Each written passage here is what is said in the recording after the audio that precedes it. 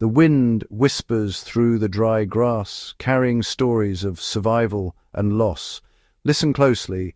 You can almost hear the crunch of footsteps on brittle leaves, echoes from 80 years ago. Picture a small fire, its flicker a fragile beacon in immense darkness. Here, at the crossroads of human history and the wild, our story begins. We return to a time when the world was at war, and finding a meal could mean life or death.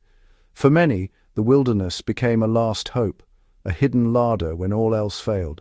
But nature is not always a gentle provider. For every nourishing root, there's a deadly look-alike. This is a story of desperation, courage, and the price of ignorance.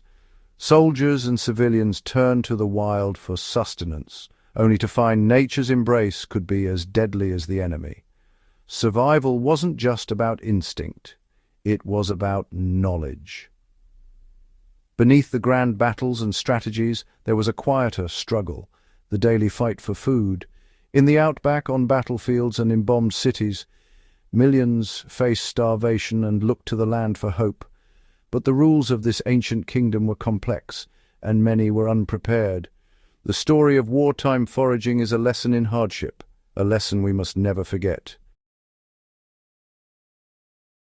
1942. The world is at war, and food is vanishing. Supply lines are cut, U-boats sink ships, island garrisons are stranded, rationing bites deeper each week. Hunger is constant.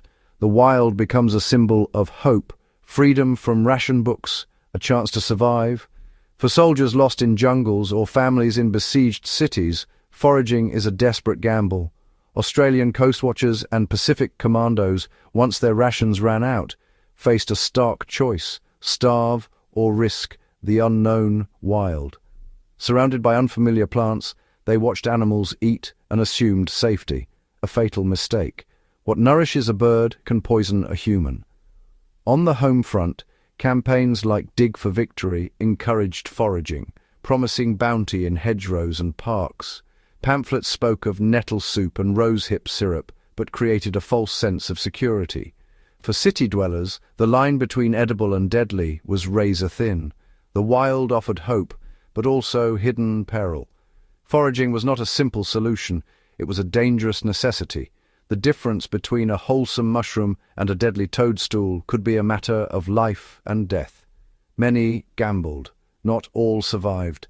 The wild was not an open book. It was a test few were prepared to pass. Wartime governments promoted the myth of self-sufficiency, nature as a benevolent pantry. Pamphlets and radio shows promised that if supply lines failed, the wild would provide. This message boosted morale, but ignored a crucial truth. Foraging is a skill, not a birthright. Generations of rural and indigenous knowledge had been lost to urbanization. Most city dwellers couldn't tell a safe plant from a deadly one. The myth created a dangerous gap between confidence and reality. In Australia, soldiers operated in lands where indigenous peoples held the key to survival, but few knew how to ask for help. Incomplete information led to tragedy. Bright berries mistaken for food, garden leaves gathered as greens. Government advice, meant to empower, often armed people with just enough knowledge to be dangerous. The wild pantry was real, but the key was wisdom, not wishful thinking. For many, the comforting lie that nature would provide was their last mistake. The difference between survival and disaster was knowledge passed down, not pamphlets. The wild was generous only to those who truly understood it.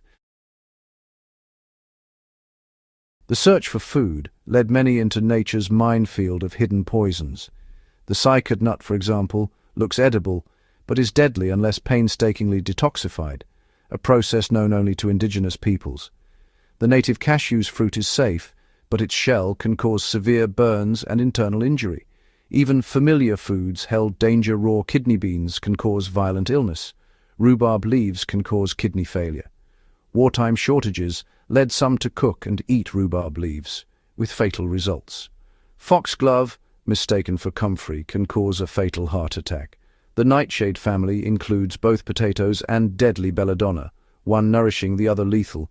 Cassava root, a staple in many regions, can be deadly if not properly prepared. Each plant tells the same story. A little knowledge is a dangerous thing. For the untrained, the wild was a field of hidden traps. The difference between a meal and a poison was often invisible. In the world of foraging, ignorance could be fatal. The price of survival was paid in bitter lessons. Not all dangers were immediate. A diet of wild foods could bring slow, invisible suffering. Malnutrition haunted both soldiers and civilians. Scurvy, pellagra, and other deficiencies eroded body and mind. Some toxins built up over time, causing paralysis or lifelong illness. Survivors bore scars long after the war: organ damage, chronic pain, neurological disorders. The war's legacy was not just in wounds, but in the slow sickness born from desperate meals. For many, the struggle for food never truly ended. The physical toll of foraging was matched by a relentless psychological siege. Every meal was a gamble. Would it nourish or kill? The enemy was hidden in plain sight: a leaf, a berry, a root. The fear of poisoning, the responsibility for others, and the uncertainty of each bite created constant anxiety. Delayed symptoms meant relief was always followed by dread. Trust in nature and in one's own judgment was eroded. For many, the scars were not just physical but emotional, a lifelong suspicion of the wild. The war for food was fought with fear, doubt, and desperate hope. Wartime foraging revealed a hard truth. Survival is not instinctive, but learned. True foraging knowledge is a collective inheritance built over generations. Indigenous Australians, for example, held intricate systems for identifying and preparing wild foods. Wisdom not found in pamphlets. The difference between information and wisdom was stark. A drawing can't teach you the subtle signs of safety or danger. Real expertise is hands-on, earned through years of apprenticeship. The successful forager is a humble participant in nature, not a conqueror. Wartime failures came from desperation and from arrogance. The survivors learned humility was the first principle of survival. Today, it's easy to romanticize living off the land, but wartime stories are a sobering corrective. Survival was not an adventure, it was a grim reality. The most important lesson is the value of knowledge and humility.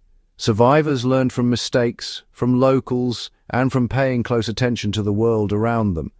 True resilience is rooted in understanding, not brute force. The natural world is complex and unforgiving. Respect is essential. The legacy of wartime foraging is not a guide to edible plants, but a lesson in endurance, hope, and the wisdom to navigate danger. In the end, survival was about holding on to community, hope, and hard-won knowledge.